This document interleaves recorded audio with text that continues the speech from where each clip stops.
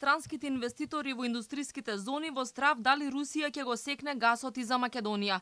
За сега сите компании се уште го користат гасот како енергенс и испораката се одвива без проблеми. Директорот на технолошко-индустриските развојни зони Јован Деспотовски тврди дека во договорите фирмите имаат клаузули дека во случај на прекин на снабдувањето со газ, компаниите мора сами да си обезбедат алтернативни извори на снабдување со енергија.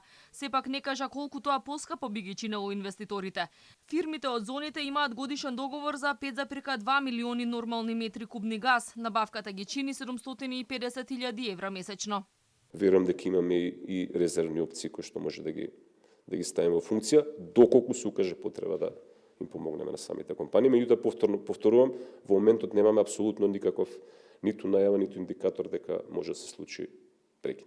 Колку се овие поскапи за разлика од газот? Искрено во моментот не можам да споделам таква бројка, бидејќи немаме таква проценка, меѓутоа можеме секако ако има интерес од ваша страна да побараме од самите компании. Од Асоциацијата на странски компании со технолошко напредно производство веќе алармираа дека ова ќе биде тешка година.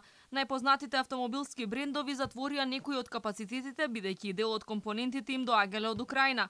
Бројките се поразителни. Продажбата на нови автомобили во Европа паѓа веќе 9 месеци поред. Само во март опаднала за 20%. И покрај ова, од ТИРЗ велат дека странските инвеститори имаат залихи и немало потреба од интервенции.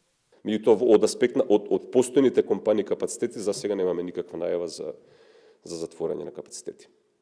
Така што верувам дека компаниите имаат во рамки на своите биланси резерви, кои што ќе им овозможат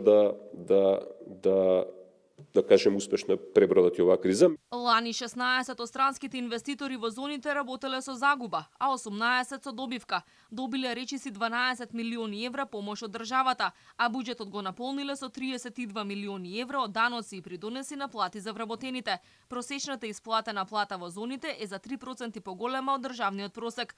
Компаниите од зоните учествуваат со 4 до 6% во бруто домашниот производ, односно до 40% во вкупниот извоз на земјава.